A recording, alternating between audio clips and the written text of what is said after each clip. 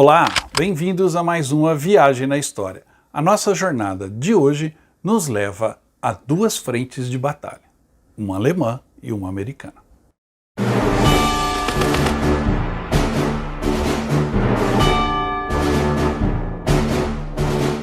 Durante a Segunda Guerra Mundial, o desenvolvimento de armas cada vez mais possantes, aviões, submarinos, tanques, foi fundamental. Mas os combates também aconteciam em outras frentes, como, por exemplo, a propaganda. A propaganda era fundamental na manutenção daquilo que os militares mais prezam, e não é a fabricação de armamento, é a moral da tropa e da população. A manutenção da moral e de um espírito elevado da população e principalmente dos soldados é fundamental para o sucesso na guerra. É só ver o exemplo da derrota alemã em 1918, que, quando a moral caiu no país, a frente de batalha também desmoronou.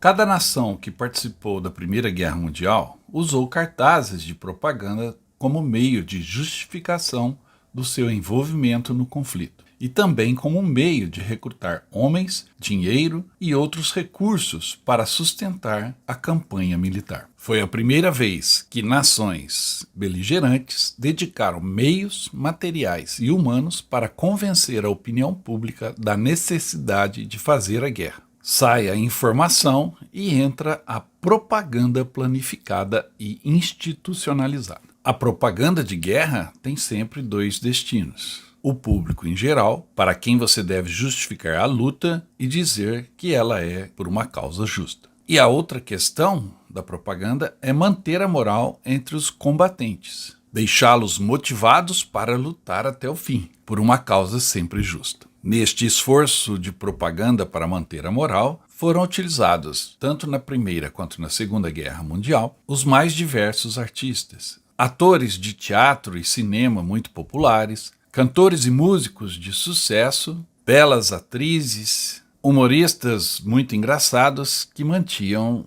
os soldados felizes, apresentando-se muitas vezes na linha de frente dos combates. Existiam também publicações destinadas especificamente aos soldados. E foi justamente através dessas publicações que dois artistas de lados opostos nos combates da Segunda Guerra Mundial, influenciando na moral e na motivação dos soldados na frente de batalha. Nesse sentido todo da propaganda como um instrumento fundamental para o sucesso de um país nos combates, dois soldados fizeram a diferença, um do lado alemão e um do lado americano. O talento deles era imenso e foi usado como propaganda e como arma de guerra. Um deles foi Hans Liska. Alguns artistas são bons para desenharem pessoas, mas parecem um pouco sem noção quando se trata de artefatos feitos pelo homem. Edifícios, carros, aviões, navios e outras máquinas. Porém, de vez em quando aparece algum artista capaz de desenhar quase tudo de forma convincente. Um desses artistas foi o ilustrador Hans Liska durante a Segunda Guerra Mundial.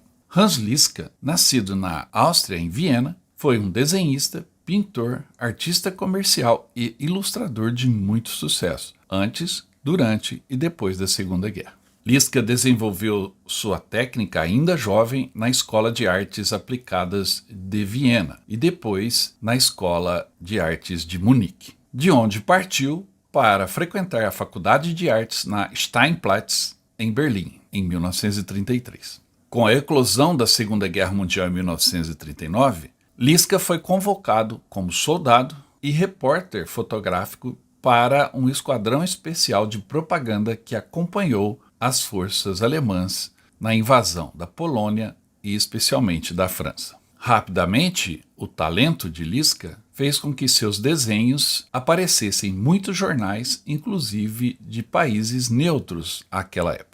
O talento de Liska já havia se destacado em 1936, quando produziu uma cobertura ilustrada dos Jogos Olímpicos de Berlim. Em seguida, foi para Londres, trabalhou como repórter cobrindo o funeral do rei George V e depois para Nova York, onde ganhou prêmios nacionais e internacionais pela sua cobertura das eleições presidenciais americanas. Não foi à toa que foi recrutado para a unidade de propaganda da Wehrmacht após o início da guerra. Lisca era muito criativo e muito talentoso. Durante a invasão da França, por exemplo, em 1940, como não havia água disponível, chegou a utilizar champanhe para pintar o ataque contra a cidade de Calais.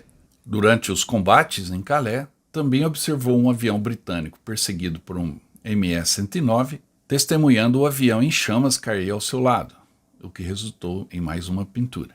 Lisca esteve presente em vários teatros da guerra, incluindo o deserto do norte da África e a Grécia, e muitas vezes era requisitado pessoalmente por Hermann Göring, o chefe da Força Aérea Alemã, que gostava de seus trabalhos artísticos. Hans Lisca estava sempre presente na frente de batalha por onde passava, utilizando a sua câmera fotográfica para registrar imagens que posteriormente passava para o papel, utilizando suas tintas e o seu talento para retratar estas cenas de guerra.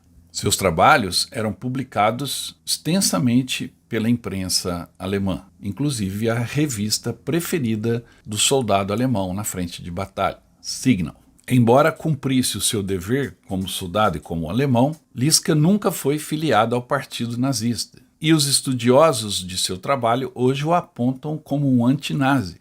Embora tenha sido solicitado a ele produzir obras de arte e pinturas para as SS, por exemplo, ou mesmo representar a suástica nas suas pinturas, ele procurava evitar isto de todas as formas. E é difícil encontrar o símbolo nazista na sua obra, embora às vezes ele apareça. Alguns artistas amigos de Lisca também se opunham majoritariamente ao regime, e grande parte do trabalho de Lisca tinha dissimuladamente mensagens sutis anti-guerra nas suas cenas sombrias e nas imagens de luta desesperada e fútil do final. Mas isso não impediu que o talento de Hans Lisca fosse utilizado como propaganda para manter a moral de guerra alemã. A última pintura de Lisca durante a Segunda Guerra retratava um rapaz alemão faminto a olhar para um pão estragado sobre uma mesa, enquanto do lado de fora da janela estavam as ruínas de uma cidade alemã que tinha sido dizimada pelas bombas aliadas. Os críticos de arte afirmam que as pinturas de Hans Lisca são algumas das obras de arte mais notáveis da Segunda Guerra Mundial. Como artista de guerra, Lisca foi extraordinário e muito possivelmente o melhor artista de ambos os lados do conflito. Após a guerra, Lisca foi inocentado de qualquer cumplicidade com os crimes nazistas e instalou-se na cidade alemã de Chesley, onde conheceu a sua futura esposa. Trabalhou então com grandes revistas e jornais ilustrados alemães. E na década de 1950, teve uma longa colaboração com a fábrica alemã de automóveis Mercedes e passou a pintar quadros dos seus veículos que eram publicados nas revistas de propaganda da marca. Lisca faleceu pacificamente em 1983. Enquanto Hans Lisca tinha aquela postura alemã de frieza, de disciplina rígida, Bill Molden, o equivalente do Hans Lisca, mas do lado americano, trazia na sua obra e no seu talento aquilo que o americano mais preza, o espírito livre, mesmo durante o combate. E por conta disso, Molden fez muito sucesso junto à tropa, mas foi criticado junto aos comandantes. Por quase 50 anos, da Segunda Guerra Mundial ao fim da Guerra Fria, Bill Molden usou sua arte e inteligência para fornecer visões sobre o mundo, ganhando 2 prêmios Pulitzer no processo. Como soldado e como cartunista reconhecido nacionalmente, ele usou sua voz e sua arte para criticar as políticas e ações dos líderes da nação americana, tanto militares quanto civis, quando eles eventualmente falharam. Nascido na pobreza, Molden usou sua caneta e o papel para mudar seu destino e as circunstâncias de sua vida. Sua arte o acompanhou durante a Segunda Guerra Mundial, onde ele usou as próprias experiências na frente de batalha e a vivência com os soldados de infantaria e suas dificuldades para apresentar um relato verdadeiro da vida no front. Por meio de seus personagens, Willie e Joe, ele foi capaz de capturar as nuances da vida no exército, proporcionando um alívio cômico ou consternação, ao mesmo tempo em que apresentava a dura realidade da guerra para o público doméstico americano. Nascido em Mountain Park, no Novo México, em uma família com tradição no serviço militar, pois seu pai serviu como artilheiro na Primeira Guerra Mundial e seu avô tinha sido um batedor civil nas guerras contra os Apaches no século XIX, Molden fez cursos na Academia de Chicago de Belas Artes até se alistar na Guarda Nacional do Arizona em 1940. Com a eclosão da guerra, sua divisão, a 45ª Divisão de Infantaria, foi mobilizada e Molden se ofereceu para trabalhar no Jornal da Unidade, desenhando caricaturas sobre soldados regulares, que ele chamava de caras de cachorro. E logo criou 2 personagens que ficariam atrelados à sua obra, Willie e Joe, que representavam o soldado americano médio. Em julho de 43, Molden já era sargento na imprensa da 45ª Divisão de Infantaria e desembarcou com a divisão na invasão da Sicília, acompanhando toda a campanha italiana das tropas americanas. Logo, ele foi requisitado para trabalhar no Stars and Stripes, ou seja, o jornal dos pracinhas americanos em ação na Europa. Os desenhos de Molden, além de serem publicados no Stars and Stripes, também passaram a ser distribuídos para os jornais nos Estados Unidos, e ele ficou conhecido nacionalmente. Sobre seu trabalho na guerra, Molden disse: "Eu desenhei para e sobre os soldados, porque sabia como era a vida deles e entendia suas queixas. Queria fazer algo com as situações engraçadas que surgem, mesmo quando você não acha que a vida poderia ser mais miserável." Foi com essa pegada, com esse olhar crítico, que Molden caiu nas graças de toda a tropa americana em ação na Europa. Em março de 1944, ele recebeu o seu próprio jipe, no qual dirigia pela frente de batalha, fotografando, observando e recolhendo material. Passou a publicar 6 cartoons, 6 desenhos por semana no jornal, para os jornais americanos. E esses desenhos foram vistos por soldados em toda a Europa. O War Office, o órgão que comandava a propaganda de guerra americana, apoiava sua distribuição, porque ajudou a divulgar para as forças terrestres o lado mais sombrio da guerra, mostrando que a vitória não seria fácil e o soldado deveria estar preparado para as dificuldades. O exemplo disso é que um dos amigos de Molden, Gregor Duncan, também desenhista, o acompanhava como escolta, e Duncan foi morto no desembarque em Anzio, em 1944. O próprio Molden chegou a ser ferido na Batalha de Monte Cassino e recebeu a Purple Heart, o coração púrpura, a medalha para o soldado ferido em combate. Os desenhos de Molden e a presença dele fisicamente junto às tropas em combate o tornaram um herói para o soldado comum americano, o GI. Por todo esse trabalho, ele recebeu a Legião do Mérito por sua obra. Alguns exemplos de como ele usava o seu talento para falar diretamente aos soldados.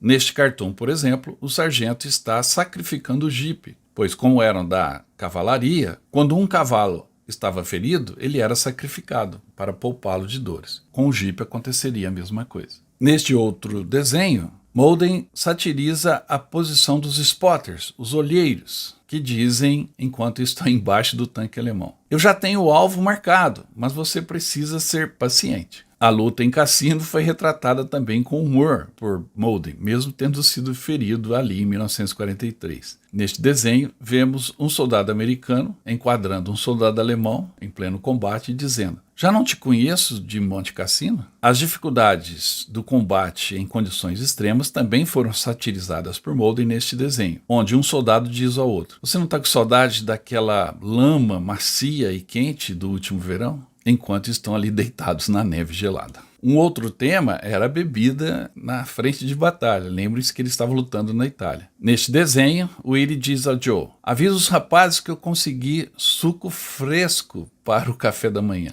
E enquanto esvazia um barril de conhaque. Já neste outro, Willie diz a Joe: "Nós deveríamos ter andado ao invés de abastecer o jipe com conhaque." Joe amava os jipes que ele próprio dirigia e que representavam mobilidade para os soldados. Neste cartoon, o motorista diz: "Eu odeio dirigir com o pneu vazio, isso acaba com as rodas", enquanto as balas alemãs estão passando zunindo.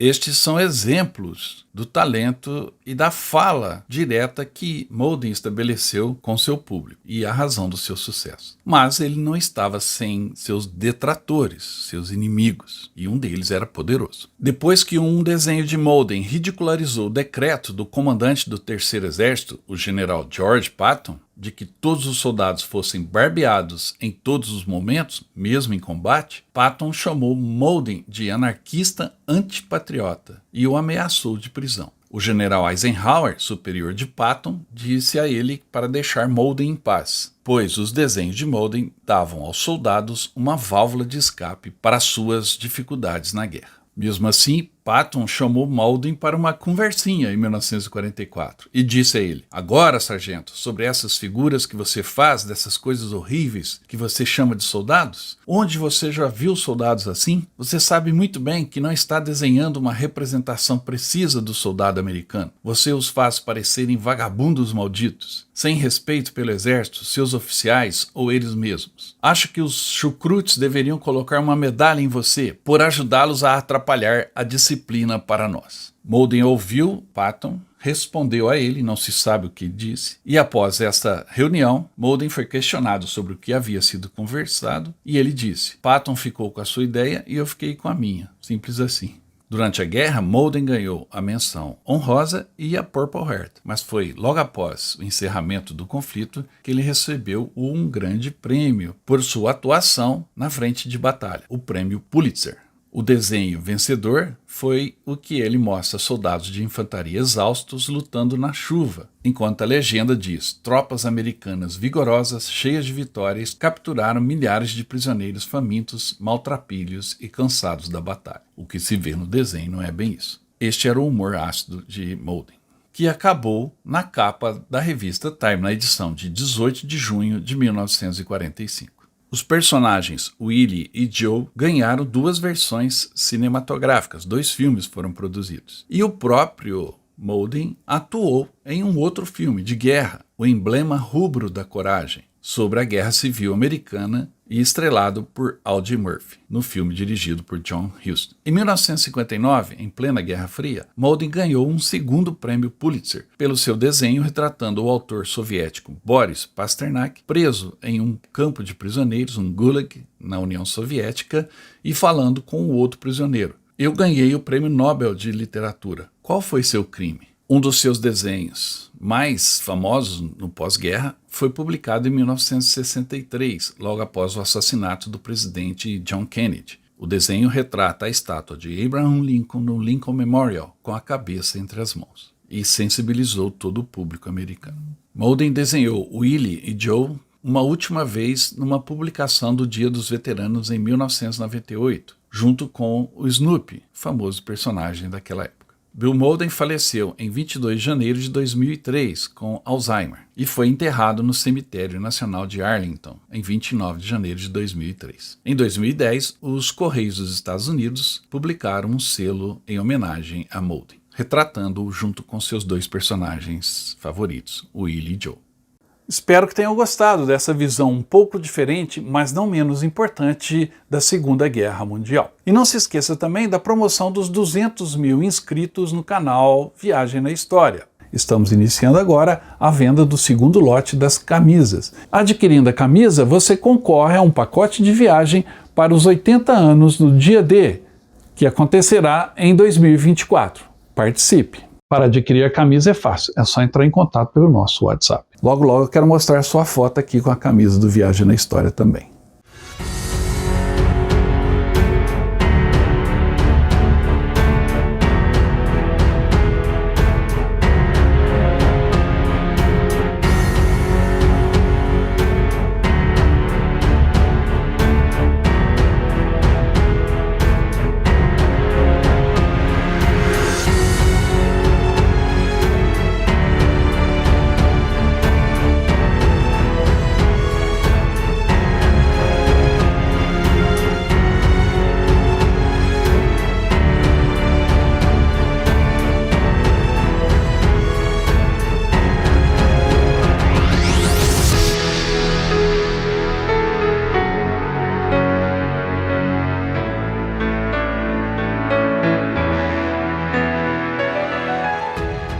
Era isso que eu tinha por hoje. Espero que você tenha gostado. Não esqueça de dar um like nesse vídeo, deixar o seu comentário ao final e também se inscrever no canal. E eu volto logo com mais histórias para você. Até mais!